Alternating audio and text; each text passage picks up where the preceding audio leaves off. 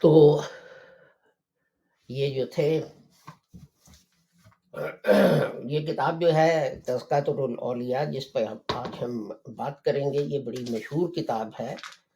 جیسے میں نے عرض کیا، شیخ فرید الدین عطار اور یہ اس کے مصنف ہیں، اور یہ میرے پاس جو اس کا ترجمہ ہے، یہ مکتبہ جامع نور، جامع مسجد دہلی جو ہے اس کا چھپا ہوا ہے۔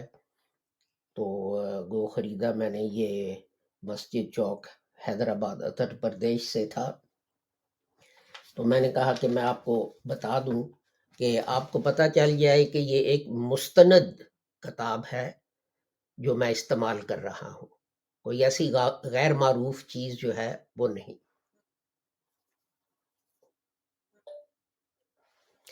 تو جیسے میں نے عرض کیا کہ اس میں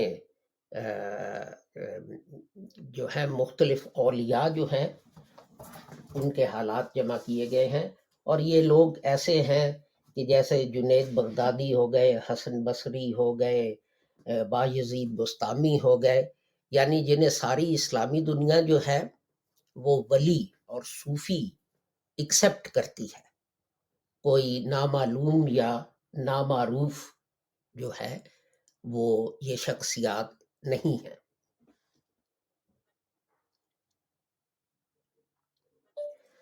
تو آئیے ہم ایک جو تھے حسن بصری ان کا نام تھا، تو آپ سب ان کو جانتے ہوں گے۔ تو اپنا ان کے حالات میں اپنا عطار صاحب جو ہیں وہ کیا لکھتے ہیں، میں ساری ڈیٹیل نہیں پڑھنا چاہتا، میں صرف ایک آدھ فقرہ یا زیادہ سے زیادہ ایک آدھ پیرا جو ہے وہ پڑھوں گا۔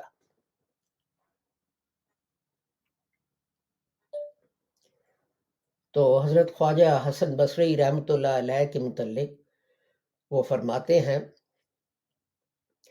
کہ آپ کو حضرت حسن بن علی سے شرف بیعت حاصل تھا اور ان سے تعلیم بھی پائی، لیکن تحفہ کے مصنف لکھتے ہیں کہ آپ حضرت علی سے بیعت تھے اور انہی کے خلفاء میں سے ہوئے۔ ابتدائی دور میں آپ جواہرات کی تجارت کرتے تھے، جس کی وجہ سے آپ کا نام حسن موتی بیچنے والا پڑ گیا۔ تو میں دو چیزوں کی طرف آپ کی توجہ کروا دوں کہ دیکھیں کہ حضرت مرزا غلام احمد صاحب سے کئی 100 سال پہلے صوفیاء اور ولی اللہ جو ہیں وہ بیعتیں لیا کرتے تھے۔ تو یہ کوئی حضرت صاحب نے چیز نئی نہیں شروع کی جس پہ اعتراض کیا جاتا ہے۔ اور یہ دیکھیں کہ آپ حضرت علی سے بیعت تھے اور انہی کے خلفاء میں سے ہوئے۔ اب حضرت علی کو کوئی نبی نہیں مانتا، لیکن یہاں یہ ہے کہ یہ ان کے خلفاء میں سے تھے۔ تو یہ میں چند چیزیں پڑھ کے آپ کو سنا رہا ہوں۔ تو صفحہ اپنا 20-21 پر اسی کتاب کی یہ ایک قصہ ہے کہ اپنا ان کے ایک پڑوسی کا، اس کا نام تھا شمعون، تو وہ ایک آتش پرست تھا، تو بہت بیمار تھا۔ تو اپنا حسن بصری جو ہیں وہ وہاں گئے ان کی عیادت کے لیے۔ تو اب یہ دیکھیں کہ ایک آتش پرست کی عیادت کے لیے ایک مسلمان ولی جا رہا ہے، لیکن اب یہ کہا جاتا ہے کوئی ہندو بیمار ہو جائے، کوئی عیسائی بیمار ہو جائے، کوئی احمدی بیمار ہو جائے تو اس کی عیادت کرنا جو ہے وہ گناہ ہے۔ تو یہ پتہ نہیں یہ جو ہیں کہاں سے چیزیں اخذ جو ہیں وہ کی جاتی ہیں۔ تو ان جو تھے حضرت حسن بصری، انہوں نے رحمۃ اللہ علیہ شمعون کو کہا کہ اپنا تم مسلمان ہو جاؤ۔ تو بہرحال کچھ بات ہوئی تو آخر اس نے کہا لیکن جب آپ نے اسلام لانے کے لیے دوبارہ اصرار فرمایا تو اس نے کہا کہ میں اس شرط پر ایمان لا سکتا ہوں کہ آپ مجھے یہ عہد نامہ تحریر کر دیں کہ میرے مسلمان ہو جانے کے بعد اللہ تعالیٰ مجھے تمام گناہوں سے نجات دے کر مغفرت فرما دے گا۔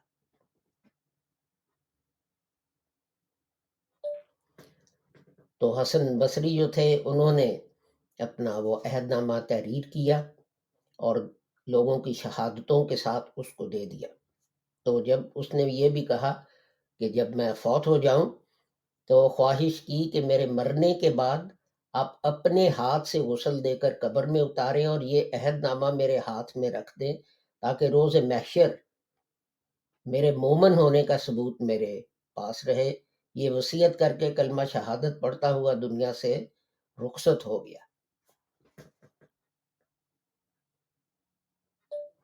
آگے تذکرات الاولیاء میں لکھا ہے کہ اور آپ نے اس کی پوری وصیت پر عمل کیا اور اسی شب خواب میں دیکھا کہ شمعون بہت قیمتی لباس اور زریں تاج پہنے جنت کی سیر میں مصروف ہے، اور جب آپ نے سوال کیا کہ کیا گزری تو اس نے عرض کیا کہ خدا نے اپنے فضل سے میری مغفرت فرما دی اور جو انعامات مجھ پر کیے وہ ناقابل بیان ہیں، لہٰذا اب آپ کے اوپر کوئی بار نہیں، آپ اپنا عہد نامہ واپس لے لیں کیونکہ مجھے اب اس کی حاجت نہیں۔ اور جب صبح کو آپ بیدار ہوئے تو وہ عہد نامہ آپ کے ہاتھ میں تھا۔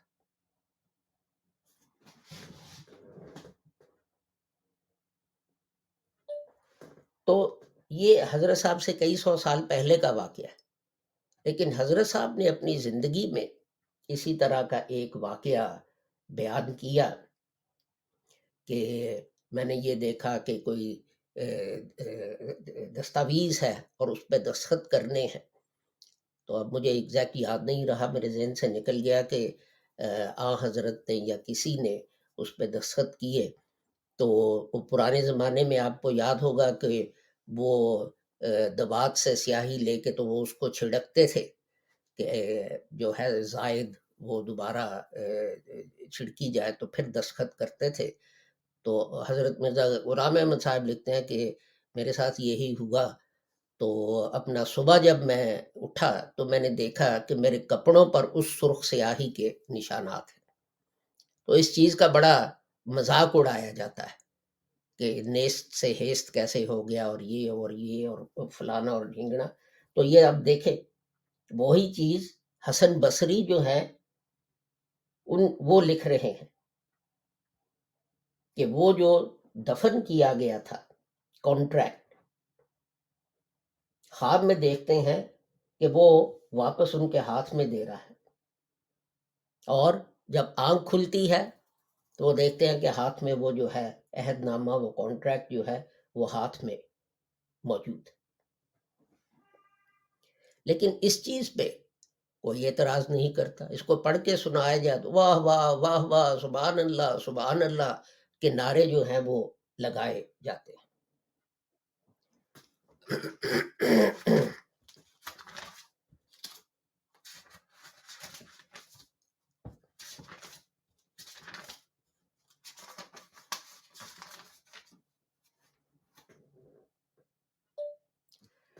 اسی طرح اسی کتاب کا جو صفحہ نمبر 47 ہے اس پہ ایک واقعہ جو ہے وہ حضرت حسن بصری رحمۃ اللہ علیہ اور حضرت رابعہ بصری جو تھیں رحمۃ اللہ علیہ، وہ ان کا ہے۔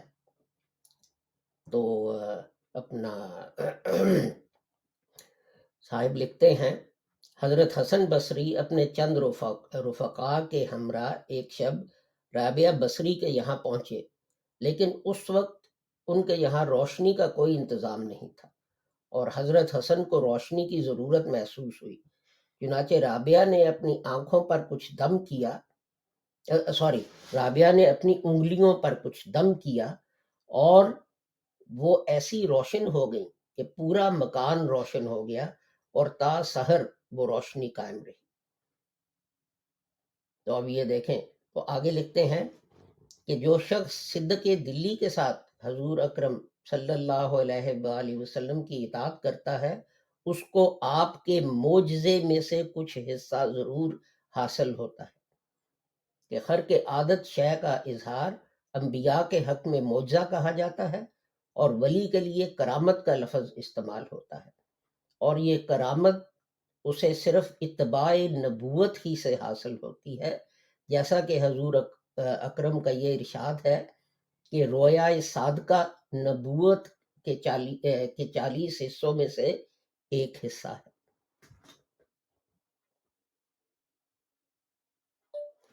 یہی چیز جو ہے یہ حضرت مرزا صاحب نے کہی۔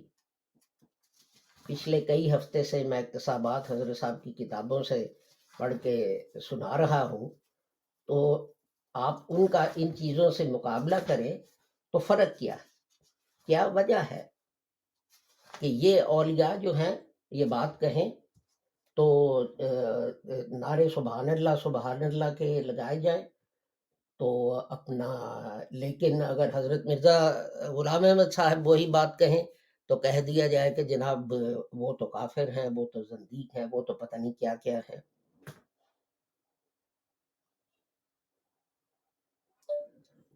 ویسے یہ بات نئی نہیں، اس لیے کہ یہ لوگ جو تھے ان کے زمانے کے لوگ جو ہیں انہوں نے یہی کیا تھا ان کے ساتھ۔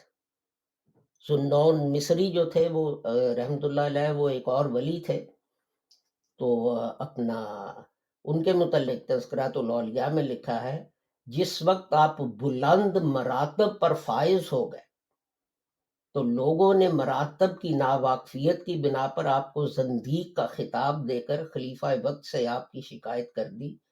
چنانچہ آپ کو بیڑیاں پہنا کر لے جایا جا رہا تھا تو ایک ضعیفہ نے کہا کہ خوف زدہ نہ ہونا، کیونکہ خلیفہ بھی تمہاری طرح خدا کا ایک بندہ ہی ہے۔ تو یعنی یہ کوئی نئی بات نہیں ایک لحاظ سے، لیکن میں تو یہ کہہ رہا ہوں ان لوگوں کو تو شاید علم نہیں تھا، یہ چیزیں ان کے لیے نئی تھی، لیکن جو لوگ جو ہیں یہ کتابیں پڑھتے ہیں اور ان کے ترجمے کرتے ہیں ان کو تو ان چیزوں کا علم ہے، وہ کیوں ایسی جہالت کی باتیں کرتے ہیں؟ کیا خدا کے حضور انہوں نے جواب نہیں دینا؟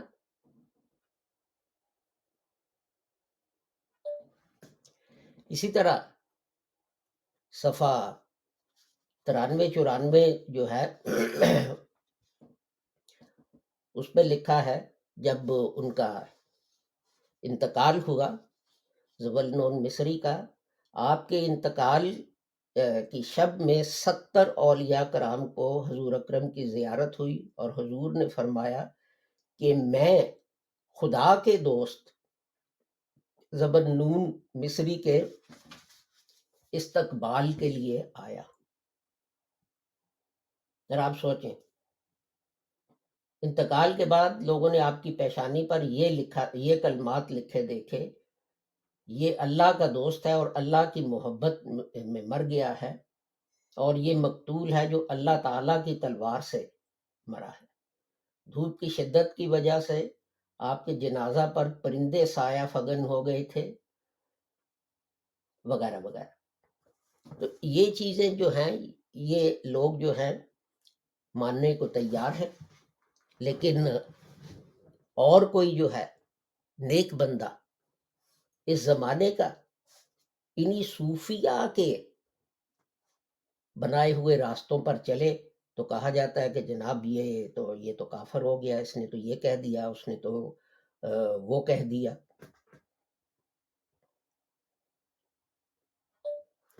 پھر حضرت باجزید بستامی رحمت اللہ علیہ ہے، ان کے متعلق صفحہ 95 جو ہے اس پہ لکھا ہے کہ ایک دن فجر کے بعد آپ نے لوگوں سے کہا کہ میں تو خدا ہوں، اس کے باوجود بھی لوگ میری پرستش نہیں کرتے۔ یہ سنتے ہی لوگ آپ کو پاگل سمجھ کر کنارہ کش ہو گئے۔ اب یہ دیکھیں باجزید بستامی کہہ رہے ہیں میں خدا ہوں، نبی بھی نہیں۔ تو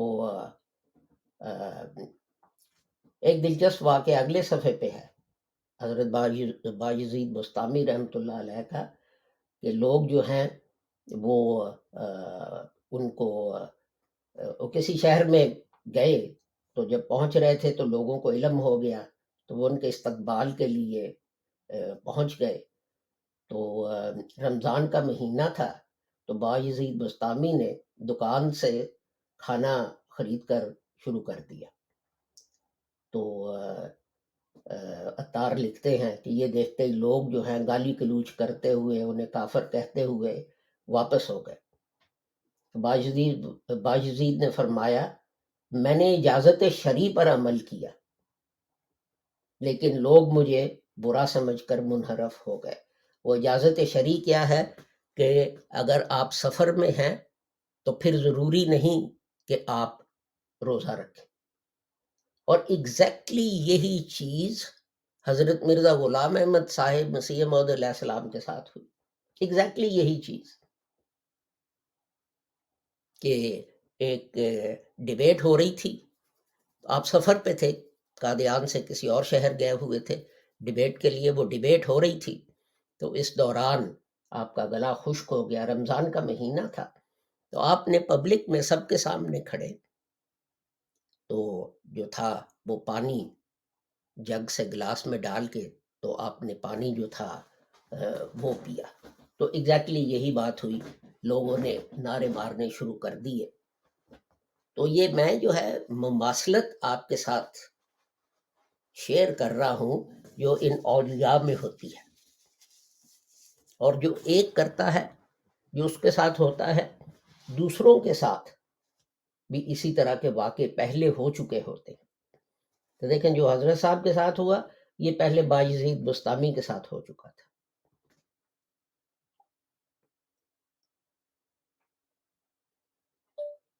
اسی طرح صفحہ 97 پر لکھا ہے، آپ مسجد میں داخلے سے قبل دروازہ پر کھڑے ہو کر گریہ زاری کرتے رہتے تھے، اور جب وجہ دریافت کی گئی تو فرمایا کہ میں خود کو حائضہ عورت کی طرح نجس تصور کر کے روتا ہوں کہ کہیں داخلے سے مسجد نجس نہ ہو جائے۔ اب اس کو غور سے سنیں، حضرت صاحب نے بھی اسی طرح کا مضمون لکھا ہے، اس پہ لوگ بڑا تمسخر اڑاتے ہیں اور کہتے ہیں کہ جناب کبھی مرد جو ہے ان کو بھی خون آتا ہے، یہ کیسے ہو گیا، یہ کیسا پاگل اور بے وقوف انسان تھا جو یہ لکھ رہا ہے۔ یہاں حضرت بایزید بستامی رحمۃ اللہ علیہ کیا لکھ رہے ہیں؟ تو یہ میں نے صرف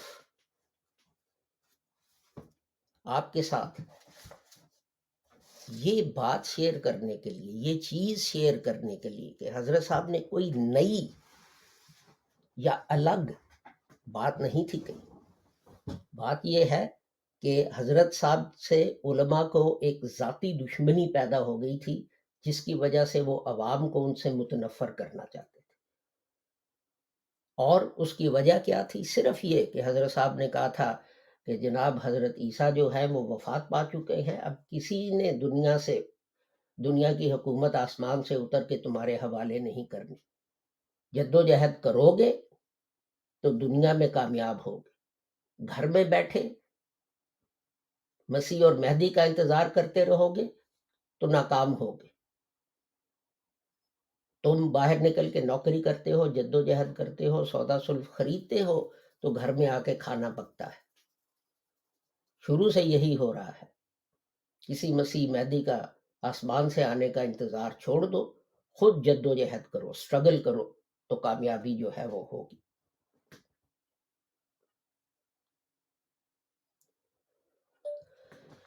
باجزید بستامی کے متعلق لکھا ہے صفحہ 98 پہ، ایک مرتبہ حالت وجد میں آپ نے کہہ دیا، سبحانی ما اعظم شانی، یعنی میں پاک ہوں، میری شان بہت بلند ہے، بہت اونچی ہے۔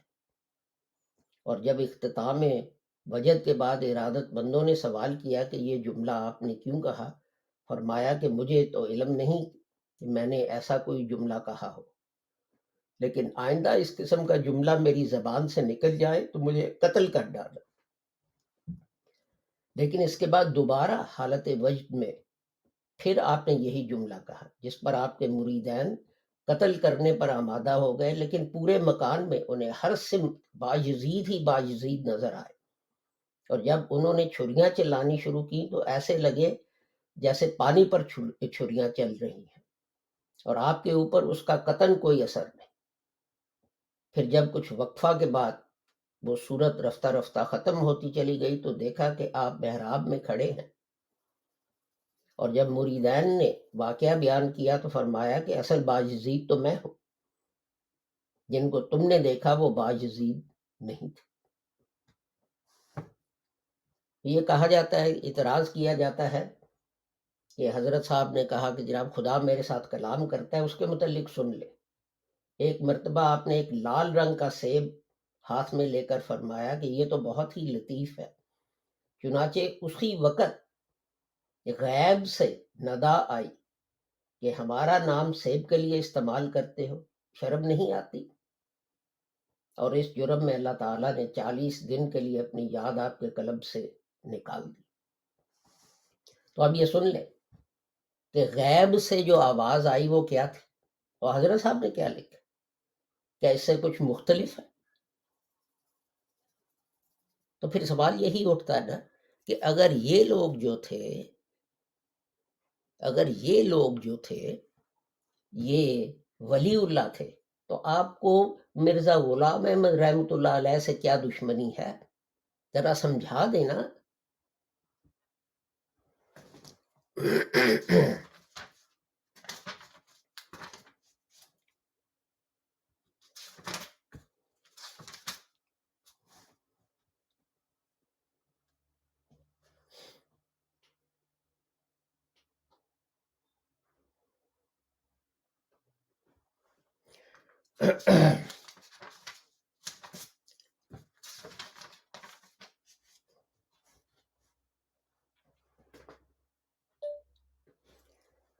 آگے لکھتے ہیں، کسی بزرگ نے مراقبہ کے بعد سوال کیا کہ اس وقت آپ کہاں تھے؟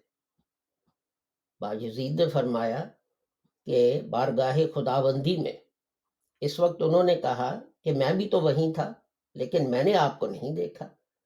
آپ نے فرمایا تیرے اور اللہ تعالیٰ کے مابین ایک حجاب تھا، اور میں ذات باری کے بالکل سامنے تھا، اسی وجہ سے آپ مجھے نہ دیکھ سکے۔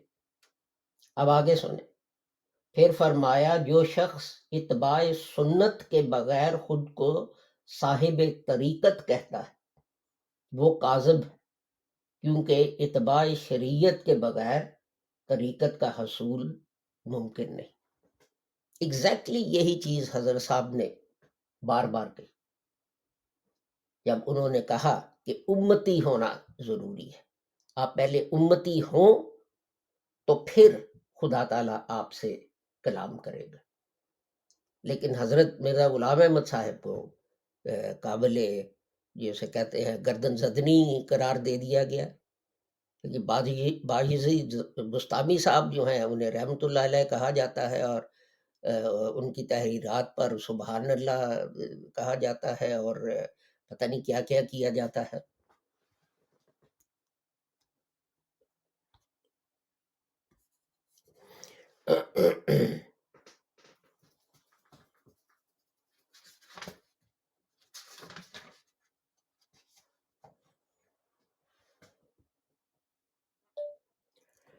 اب فنا فلہ جو ہے اس کے متعلق آپ حضرت باجزید بستامی جو ہیں ان کی تحریر سن لیں۔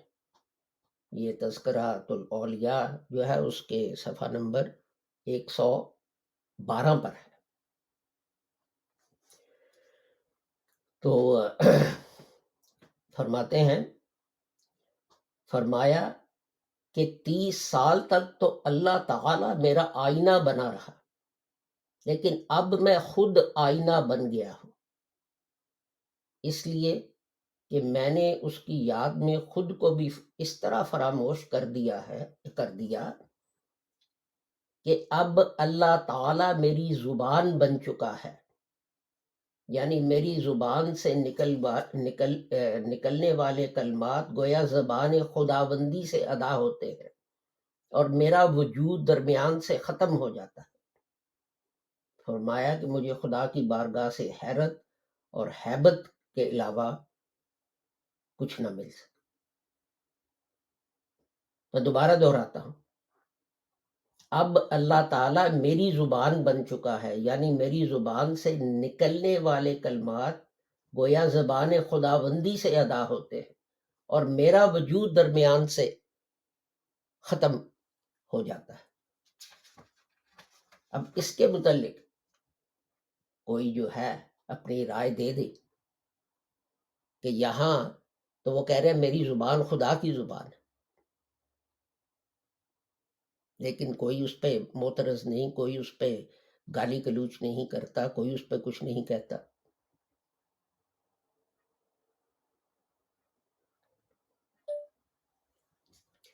صفحہ 114 پر لکھا ہے، فرمایا کہ انسانی خواہشات چھوڑ دینا در حقیقت واصل اللہ ہو جانا ہے، اور جو واصل اللہ ہو جاتا ہے مخلوق اس کی فرما بردار ہو جاتی ہے۔ فرمایا کہ حضرت موسیٰ و عیسیٰ نے یہ محسوس کر لیا کہ امت محمدی میں ایسے خدا رسیدہ بھی ہیں جو تخت اسرا سے لے کر اعلیٰ علیتین تک چھائے ہوئے ہیں، تو انہوں نے بھی حضور اکرم صلی اللہ علیہ وآلہ وسلم کی امت میں شمولیت کی دعا کی۔ ذرا سنیں، غور سے اس کو سنیں اور پڑھیں کہ حضرت موسیٰ و عیسیٰ نے محسوس کیا کہ امت محمدی میں ایسے خدا رسیدہ بھی ہیں جو ان سے بڑھ کر ہوں گے، تو عیسیٰ اور موسیٰ نے دعا کی کہ ہم محمد صلی اللہ علیہ وسلم کی امت سے ہو جائیں۔ اب یہاں بایزید بستامی جو ہیں، کیا یہ نہیں کہہ رہے کہ جو فنا فی اللہ ہیں، جو فنا فی الرسول ہیں امت محمدیہ کے، وہ ان نبیوں سے بڑھ کر ہیں، ان نبیوں سے بدتر ہیں، یہاں تک کہ ان نبیوں نے بھی دعا کی کہ کاش وہ نبی ہونے کی بجائے امت محمدیہ میں امتی ہوتے۔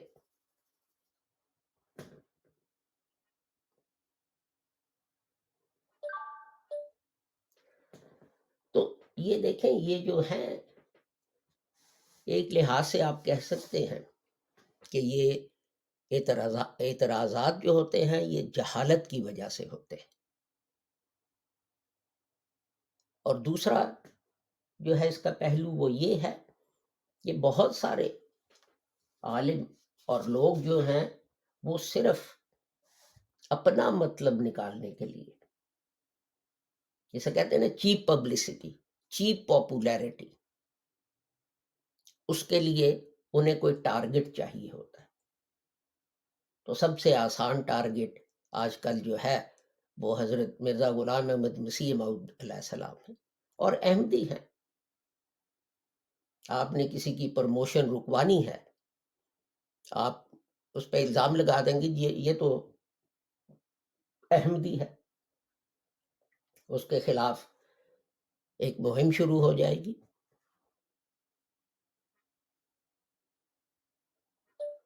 یہ میں آپ کو تھیوریٹیکل باتیں نہیں بتا رہا، یہ پریکٹیکل چیزیں عملاً ہو رہی ہیں۔ ہماری جماعت کے جو امیر ہیں حضرت ڈاکٹر صاحب، تو حضرت ڈاکٹر عبد الکریم سعید پاشا، تو ہماری جماعت کے امیر ہمیشہ بڑے بڑے پڑھے لکھے رہے ہیں۔ حضرت مولانا محمد علی تھے، MA تھے، LLB تھے، ICS کے لیے ان کا نام جا چکا تھا. تو وہ تو یہ ساری چیزیں چھوڑ کے جا کے حضرت صاحب کے قدموں میں بیٹھ گئے اور اسلام کی خدمت شروع کر دی.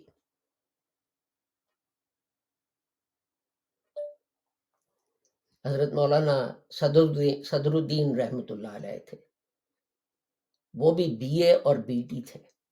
کس زمانے میں؟ ہم 1900 کی بات کر رہے ہیں. اس زمانے میں وہ BA اور BT تھے.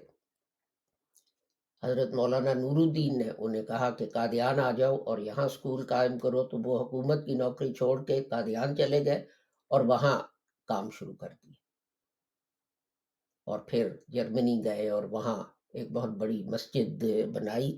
علامہ اقبال نے مولانا صدر الدین کو خط لکھا کہ میں چاہتا ہوں کہ ایک آپ ہیڈ ماسٹر رہے ہیں، تعلیم کے شعبے میں ہیں، میں چاہتا ہوں کہ ایک اسلامی نصاب جو ہے وہ مسلمانوں کے لیے تدوین کیا جائے، تو میں آپ سے درخواست کرتا ہوں کہ آپ یہ اسلامی نصاب جو ہے وہ بنائیں، وہ لکھیں اور مجھے بھیجیں. اس کے بعد ڈاکٹر سعید احمد خان صاحب تھے، انہوں نے تو اپنا سعودی عرب حج پہ گئے تھے تو وہاں بادشاہ کا علاج بھی کیا تھا، اور بادشاہ نے ان کو اپنا پرسنل فزیشین بنانے کی آفر کی تھی. اس کے بعد ڈاکٹر اصغر حمید تھے جو PhD تھے اپنا ایڈنبرا یونیورسٹی سے، اور اب جو ہیں وہ ڈاکٹر عبد الکریم سعید پاشا ہیں جو یہاں UK میں جو تھے وہ اپنا میرے خیال میں رجسٹرار یا کنسلٹنٹ تھے، لیکن اپنے ملک کی خدمت کے لیے وہ یہاں کی اچھی بھلی نوکری چھوڑ چھاڑ کے تو پاکستان واپس تشریف لے گئے.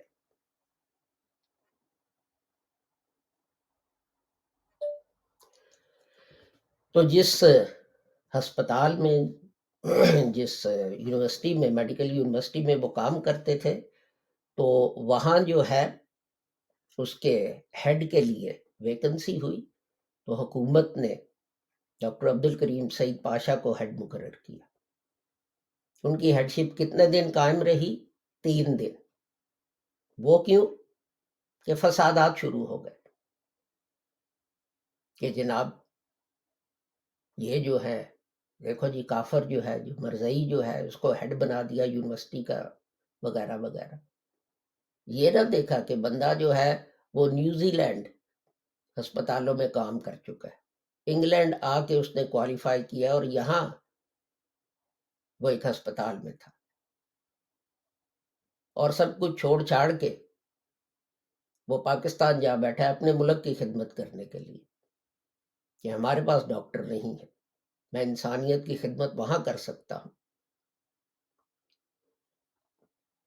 تو 3 دن ان کی ہیڈشپ رہی اور اس کے بعد ان کو وہاں سے حکومت نے جو ہے کہا کہ جی آپ استعفیٰ دے دیں، یہاں تو فساد ہو رہے ہیں، تو اور ان کی جگہ پھر کسی اور کو مقرر کر دی. تو یہ تھیوری نہیں ہے، یہ پریکٹیکل باتیں ہیں جو میں آپ کو کہہ رہا ہوں کہ سب سے آسان طریقہ اپنا کوئی مقصد حاصل کرنے کا یہ ہے کہ اعلان کر دو جی یہ احمدی ہے، یہ قادیانی ہے. یہ پاکستان آرمی کے ساتھ ہوا. چیف آف سٹاف قائم کرنا تھا، جو لوگ مخالف تھے ان کے، انہوں نے اخباروں میں اطلاعات پھیلا دیں کہ جناب یہ تو قادیانی ہیں، یہ تو مرزئی ہیں، یہ تو یہ ہیں، یہ تو وہ ہیں. کامیاب نہ ہوئے لیکن بہرحال کوشش تو کی نا. تو لیکن صرف ایک تذکرۃ الاولیاء ہی پڑھ جائیں اور پھر اس کے بعد حضرت مرزا غلام احمد صاحب قادیانی جو ہیں ان کی کتابیں پڑھیں اور مقابلہ کریں. یہ میں نے ابھی پڑھ کے سنایا کہ باجزید بستامی کہتے ہیں کہ امت محمدیہ میں ایسے خدا رسیدہ بھی لوگ ہوں گے کہ عیسیٰ اور موسیٰ دعا کریں گے کہ کاش ہم مسلمان ہوتے تاکہ ہم بھی ان کا رتبہ جو تھے وہ پا سکتے. یہ میں نے نہیں لکھا، یہ فرید الدین عطار صاحب نے لکھا ہے. تو آگے چلتے ہیں ہم. تو صفحہ نمبر 100 17 پر لکھتے ہیں کہ فرمایا لوگ مجھے اپنے جیسا خیال کرتے ہیں. باجزید بستامی کہتے ہیں لوگ مجھے اپنے جیسا خیال کرتے ہیں، حالانکہ عالم غیب میں میرے اوصاف کا مشاہدہ کر لیں تو مر جائیں، کیونکہ میں ایک ایسے سمندر کی طرح ہوں جس کی گہرائی کی نہ ابتدا ہے نہ انتہا. عرش کی حقیقت کے متعلق کسی نے آپ سے سوال کیا تو فرمایا کہ عرش تو میں خود ہوں. پھر کرسی کے متعلق پوچھا تو فرمایا کہ کرسی بھی میں خود ہوں. پھر قلب کے متعلق بھی یہی فرمایا. آگے سنیں اور غور سے سنیں اور دل تھام کے سنیں. اس کے بعد سائل نے کہا کہ اللہ تعالی کے تو اور بھی بہت سے مقرب بندے ہیں، مثلا حضرت ابراہیم، حضرت موسیٰ اور حضرت محمد صلی اللہ علیہ وآلہ وسلم. اس پر بھی آپ نے یہی فرمایا کہ وہ بھی میں ہوں. پھر سائل نے ملائکہ کے لیے پوچھا تو جب بھی یہی فرمایا کہ وہ بھی میں ہی ہوں. یہ جواب سن کر جب وہ خاموش ہو گیا تو آپ نے فرمایا کہ حق میں فنائیت کے بعد تمام چیزوں کو اپنی ہی ہستی میں ضم پاتا ہوں، اس لیے کہ حق میں سب چیزیں موجود ہیں. یہی وہ چیز تھی جس کو حضرت مسیح موعود علیہ السلام ایک غلطی کا ازالہ میں ڈسکس کر رہے تھے، جو کچھ ہفتے پہلے میں نے کیا تھا کہ فنا فی اللہ کیا ہے، ذلی نبی کیا ہے، بروزی نبی کیا ہے، فنا فی الرسول کیا ہے. سوری، وہ ایکچولی وہاں فنا فی الرسول جو ہے وہ ڈسکس کر رہے تھے. اسی صفحے پر عطار صاحب لکھتے ہیں حضرت باجزید بستامی رحمۃ اللہ علیہ کے معراج کی کیفیت، یعنی جس طرح حضرت صلی اللہ علیہ وآلہ وسلم کو معراج ہوا اور آپ آسمان پر تشریف لے گئے، اسی طرح حضرت باجزید بستامی رحمۃ اللہ علیہ جو ہیں انہیں بھی معراج ہوا. اب آپ اس کے متعلق کیا کہیں گے؟ ظاہر میں تو یہ سارے کفریہ جو ہیں بیان ہیں. آگے سنیں صفحہ نمبر 119 پر.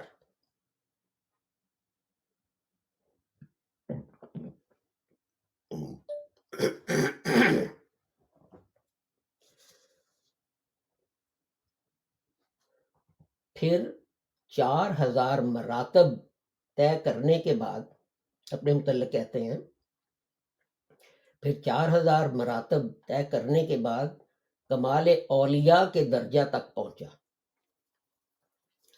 اور جب خود کو نبوت کے ابتدائی درجہ میں دیکھا تو یہ تصور کر لیا کہ شاید اتنا عظیم مرتبہ کسی کو حاصل نہیں ہوا. لیکن غور و فکر کے بعد معلوم ہوا کہ میرا سر ایک نبی کے قدموں کے نیچے ہے. اس وقت مجھے محسوس ہوا کہ ولایت کی انتہا نبوت کی ابتدا ہوتی ہے، لیکن نبوت کی کوئی انتہا نہیں. اس مکان سے میری روح فردوس و جہنم اور ملائکہ کے مشاہدہ کے لیے روانہ ہوئی تو وہاں انبیاء کرام سے شرف نیاز حاصل ہوا اور میں نے سلام کیا وغیرہ وغیرہ. لیکن یہ دیکھیں 4000 مراتب طے کرنے کے بعد کمال اولیاء کے درجہ تک پہنچا، اور جب خود کو نبوت کے ابتدائی درجہ میں دیکھا تو تصور کر لیا کہ شاید اتنا عظیم مرتبہ کسی کو حاصل نہیں ہوا. تو کیا باجزید یہاں نبوت کا دعویٰ نہیں کر رہے؟ اور یہ ان کے معراج کا ذکر ہے کہ ان کو معراج ہوا، وہ آن حضرت صلی اللہ علیہ وآلہ وسلم کی طرح آسمانوں پر گئے. لیکن یہ کتاب جو ہے یہ پاکستان میں بین نہیں، ہماری کتابیں بین ہیں. یہ کتاب کیوں بین نہیں؟ کوئی اس کا جواب دے سکتا ہے؟ اس کا جواب یہ ہوگا کہ میری یہ براڈ کاسٹ بھی بین کر دی جائے گی. یہ اسی طرح ہے نا کہ اپنا وہ جو ہے شتر مرغ، وہ آتے کسی کو دیکھتا ہے تو وہ اپنا سر جو ہے، آنکھیں جو ہیں وہ ریت میں دے لیتا ہے، اور وہ سمجھتا ہے کہ چونکہ میں اس خطرے کو نہیں دیکھ سکتا، میں اس چیز کو نہیں بھانپ سکتا، تو وہ غائب ہو گئی ہے. تو اس طرح نہیں ہوتا. آپ ایک ملک کی سرحدوں کے اندر یہ کر سکتے ہیں، لیکن باہر کی دنیا جو ہے اس میں سوشل میڈیا کے ذریعے آپ چیزیں بین نہیں کر سکتے.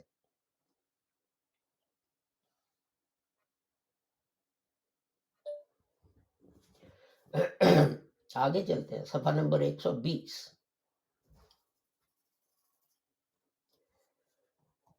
حضرت باجزید سے پوچھا گیا کہ کیا تمام مخلوق قیامت میں حضور اکرم کے علم کے نیچے ہوگی؟ یعنی حضور اکرم یعنی حضرت صلی اللہ علیہ وآلہ وسلم، حضرت محمد مصطفیٰ. حضرت باجزید رحمۃ اللہ علیہ سے پوچھا گیا کہ کیا تمام مخلوق قیامت میں حضور اکرم کے علم کے نیچے ہوگی؟ فرمایا کہ قسمیہ کہتا ہوں میرے علم کے نیچے مخلوق کے علاوہ انبیاء کرام بھی ہوں گے. سن لیں، میں دوبارہ پڑھتا ہوں. حضرت باجزید سے پوچھا گیا کہ کیا تمام مخلوق قیامت میں حضور اکرم کے علم کے نیچے ہوگی، ان نبی کریم کے جھنڈے کے نیچے ہوگی؟ فرمایا قسمیہ کہتا ہوں کہ میرے علم کے نیچے مخلوق کے علاوہ انبیاء کرام بھی ہوں گے. یعنی حضرت باجزید بستامی جو ہے ان کا جو جھنڈا ہے اس کے نیچے صرف امی نہیں ہوں گے، صرف میں اور آپ نہیں ہوں گے، بلکہ انبیاء کرام بھی ہوں گے.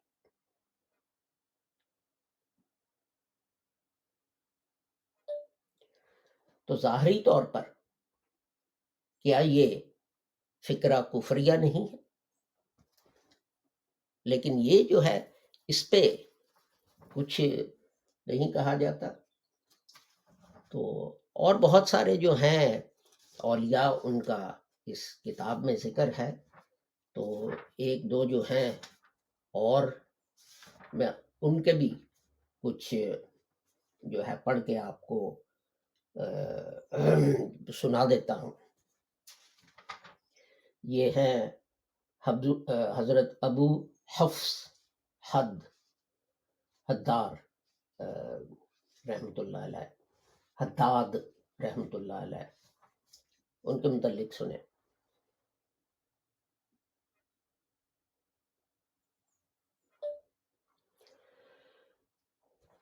تو یہ جو ہیں اپنا حج کا ذکر ہے. تو صفحہ 202 پہ لکھا ہے جب سفر حج کے دوران بغداد پہنچے تو ایسی فصاحت کے ساتھ عربی زبان میں گفتگو کی کہ اہل زبان بھی دنگ رہ گئے، حالانکہ آپ فارس کے باشندے تھے اور عربی زبان سے قطعاً ناواقف تھے. ایگزیکٹلی یہی چیز حضرت مرزا غلام احمد مئی سے مسیح موعود علیہ السلام سے ہوئی. ایگزیکٹلی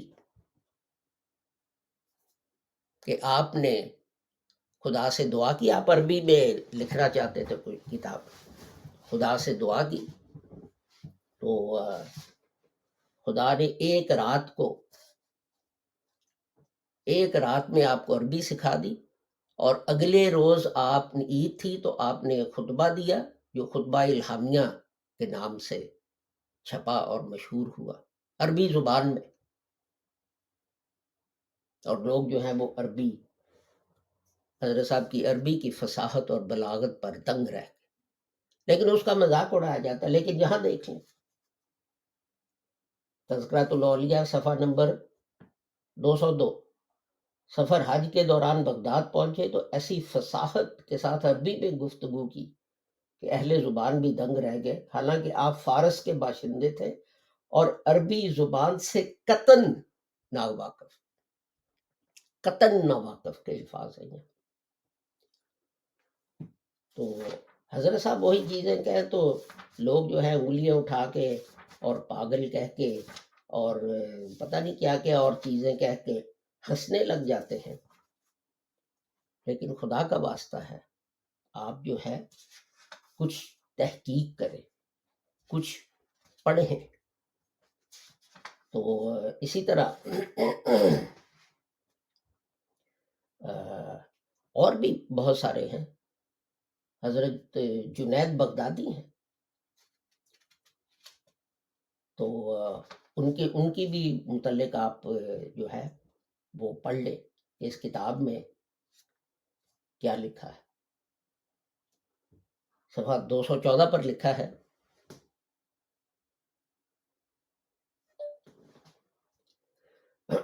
کسی نے حضور اکرم صلی اللہ علیہ وسلم کے ہمراہ حضرت جنید کو بھی خواب میں دیکھا، اور ایک شخص نے کوئی فتویٰ حضور کے سامنے پیش کیا تو آپ نے حضرت جنید بغدادی کی طرف اشارہ کر دیا۔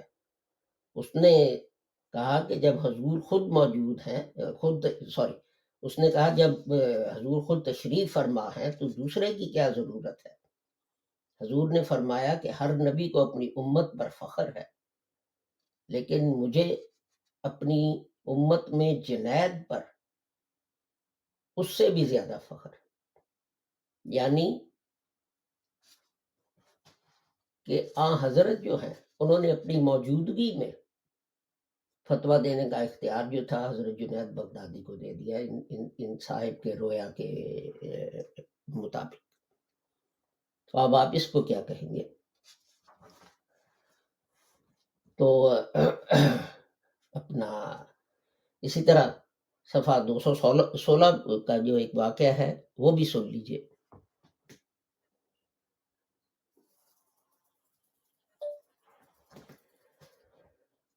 حضرت جنید بغدادی جو ہیں وہ اپنا واز کر رہے تھے، ایک مرتبہ دوران واز کسی نے عرض کیا کہ آپ کا واز میری فہم سے بالاتر ہے۔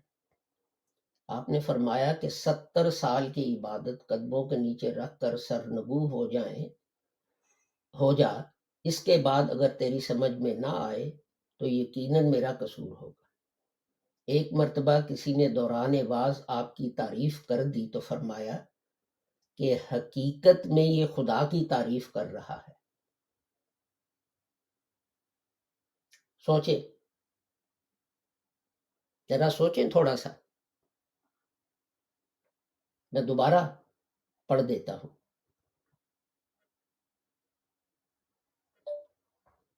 ایک مرتبہ کسی نے واز کے دوران آپ کی تعریف کر دی تو فرمایا کہ حقیقت میں یہ خدا کی تعریف کر رہا ہے، یعنی اپنے آپ کو خدا کہا۔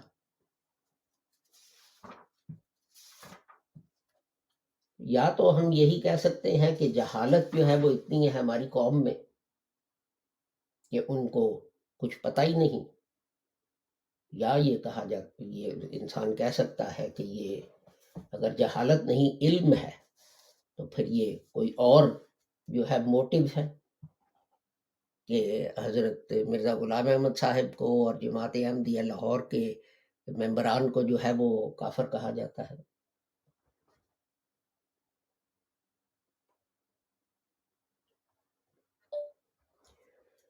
صفحہ 226 پر حضرت ابو سعید خزار رحمۃ اللہ علیہ جو تھے ان کے متعلق لکھا ہے کہ میں شروع سے پڑھ دیتا ہوں اس لیے کہ پھر فقرہ ٹوٹ جائے گا تو وہ معنی جو ہے وہ کلیئر نہیں ہوگا۔ آپ بغداد کے باشندے تھے اور ان مشائخ میں سے ہوئے ہیں جن کو اللہ تعالیٰ ہر فن میں کمال عطا کرتا ہے. اپنے مریدین پر اس قدر شفیق تھے کہ ان کی تعلیم و تربیت کا خاص خیال رکھا. اس کے علاوہ تصوف کے موضوع پر آپ کی 400 تصنیفات بھی ہیں، جس کی وجہ سے آپ کو لسان تصوف کا خطاب ملا. اور آپ کا وقت اکثر و بیشتر حضرت ذوالنون اور حضرت بشر حافی کی خدمت میں گزرا، اور سب سے پہلے فنا و بقا کے موضوع پر آپ ہی نے لب کشائی فرمائی. حتیٰ کہ آپ کی کتاب السیر کی بعض عبارتوں پر علماء نے اپنی کم فہمی کی بنا پر کفر کے فتوے عائد کیے. اسی کتاب کی ایک عبارت کو ہم یہاں بھی نقل کرتے ہیں.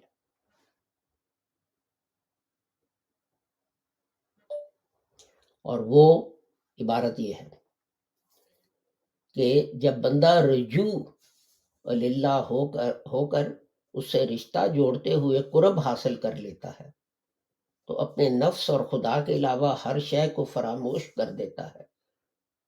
اور جب اس سے سوال کیا جاتا ہے کہ تو کہاں ہے اور کیا چاہتا ہے تو وہ جواب میں صرف اللہ ہی اللہ کہتا ہے.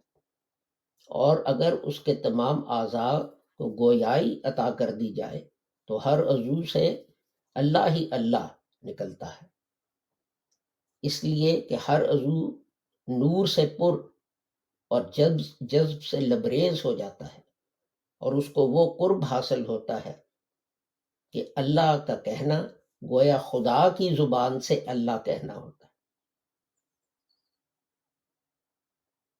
سنیں، غور سے سنیں.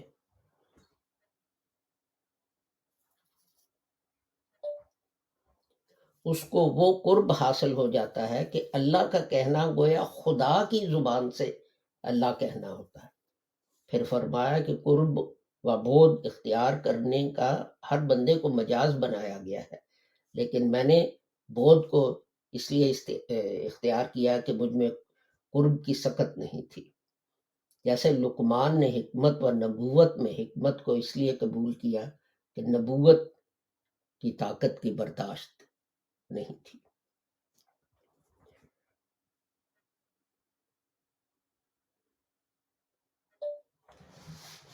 لیکن ہم احمدی شکایت نہیں کرتے.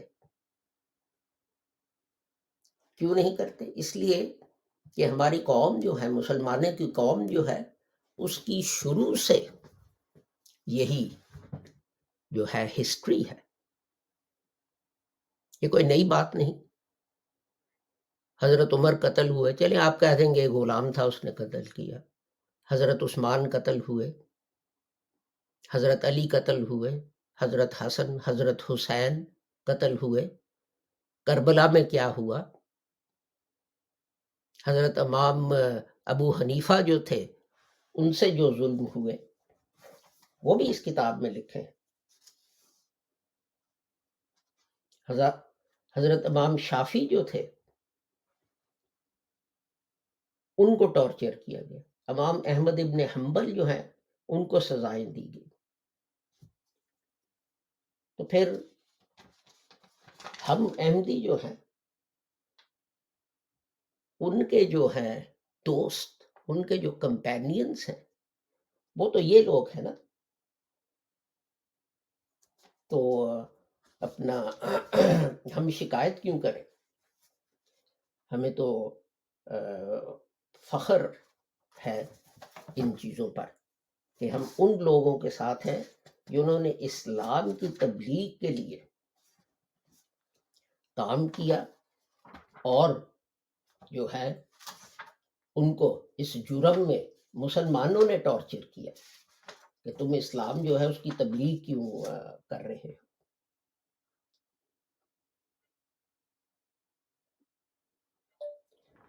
یہ ایک اور میں صفحہ 256 پر آپ کو پڑھ کے سناتا ہوں.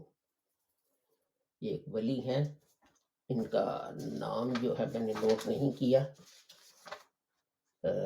حضرت شیخ محمد حکیم ترمذی رحمۃ اللہ علیہ فرماتے ہیں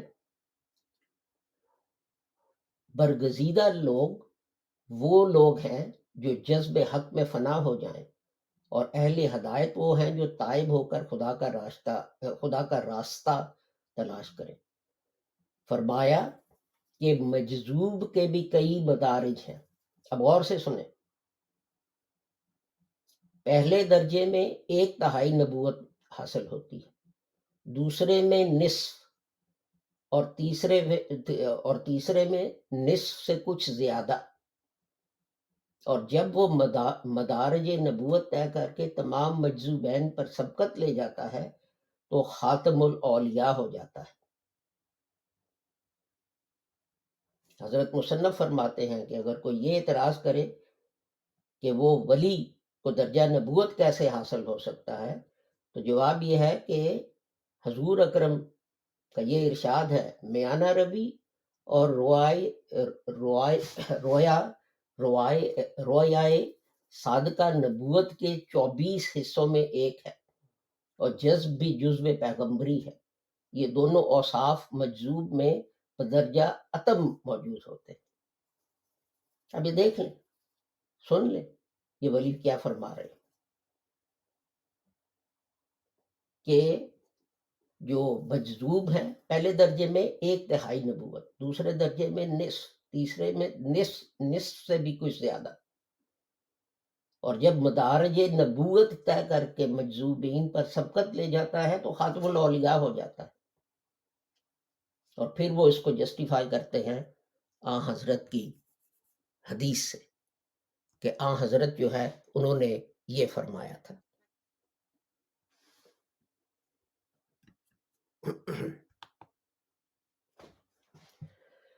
تو اپنا میں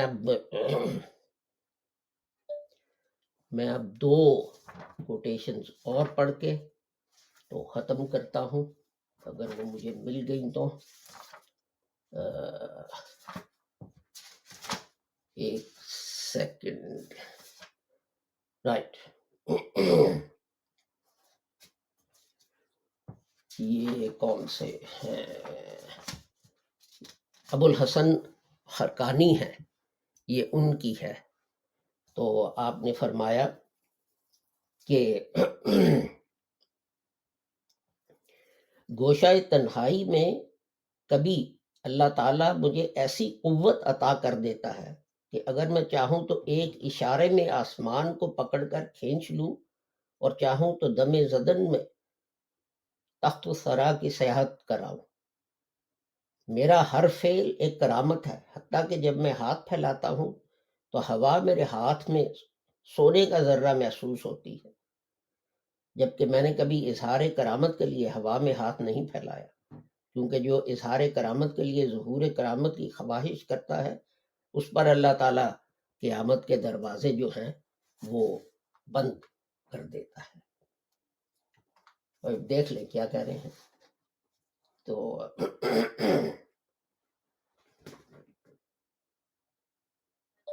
اور آخری حوالہ جو ہے وہ صفحہ 330 سے ہے کہ فرمایا روز محشر جب حضور اکرم صلی اللہ علیہ وآلہ وسلم مخلوق کے معائنہ کے لیے جنت میں تشریف لے جائیں گے تو ایک جماعت کو دیکھ کر باری تعالیٰ سے سوال کریں گے۔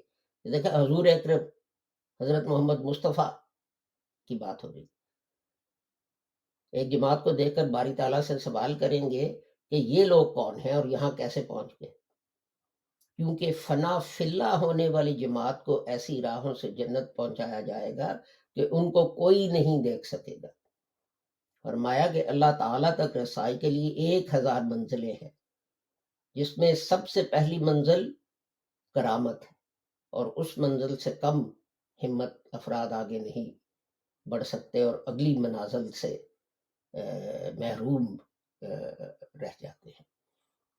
تو آگے فرمایا کہ اللہ تعالیٰ نے ایسے مراتب بندے بھی پیدا کیے ہیں، ایسے اہل مراتب بندے بھی پیدا کیے ہیں جن کے قلوب اس قدر وسیع ہیں کہ مشرق و مغرب کی وسعت بھی ان کے مقابلے میں ہیچ ہے۔ فرمایا کہ مردہ ہیں وہ قلوب جن میں خدا کے سوا کسی اور کی محبت جاگزین ہو۔ فرمایا خدا اور بندے کے مابین سب سے بڑا حجاب نفس ہے، اور جس قدر نیک لوگ گزر گئے ان سب کو نفس سے شکایت رہی، وغیرہ وغیرہ۔ تو یہ دیکھیں اسی صفحے پہ یہ بھی کہا، فرمایا خدا تعالیٰ صوفیہ کے قلوب کو نور کی بینائی عطا فرماتا ہے، اور اس بینائی میں اس وقت تک اضافہ ہوتا جاتا ہے جب تک وہ بینائی مکمل ذات الہی نہیں بن جاتی۔ غور کریں، یعنی جب تک وہ فنا فی اللہ نہیں ہو جاتے۔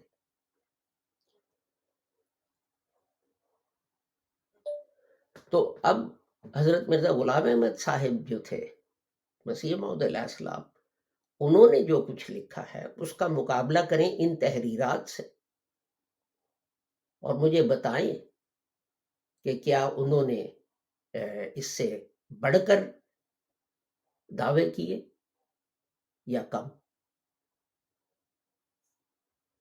تو بھائیوں جو ہماری جماعت سے باہر ہیں، میں آپ سے درخواست کرتا ہوں کہ آئیں، آپ جو ہے اسلام کی پوری تعلیم جس میں صوفیہ اور اولیاء اللہ بھی شامل ہیں اس پر غور کریں، اور پھر حضرت صاحب جو ہیں ان کے دعوے جو ہیں ان پہ غور کریں، اور آئیں ہمارے ساتھ شامل ہو جائیں تاکہ ہم دنیا کو دکھا سکیں کہ انسانیت کی بقا جو ہے وہ اسلام کی پیروی سے ہی ہے۔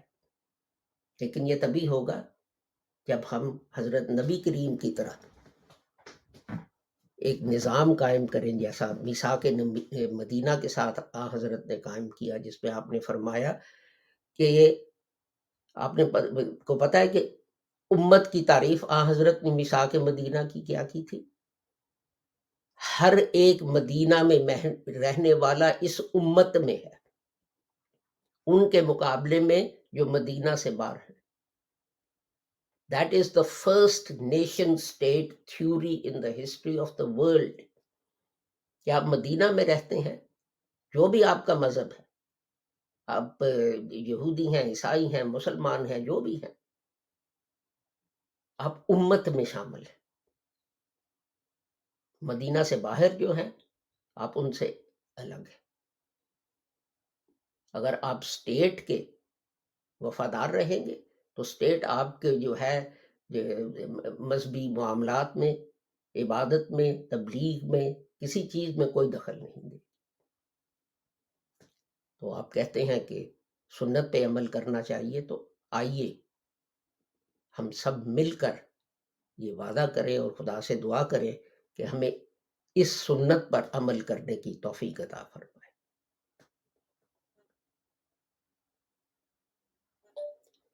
تو اس دعا کے ساتھ کہ آپ جو بھی ہیں، جہاں بھی ہیں، جو بھی آپ کا مذہب یا فرقہ یا شہریت یا رنگ یا نسل یا زبان ہے، خدا تعالیٰ ساری انسانیت کو نقصان اور شر سے محفوظ رکھے اور اپنے حفظ و امان میں رکھے۔ السلام علیکم، خدا حافظ۔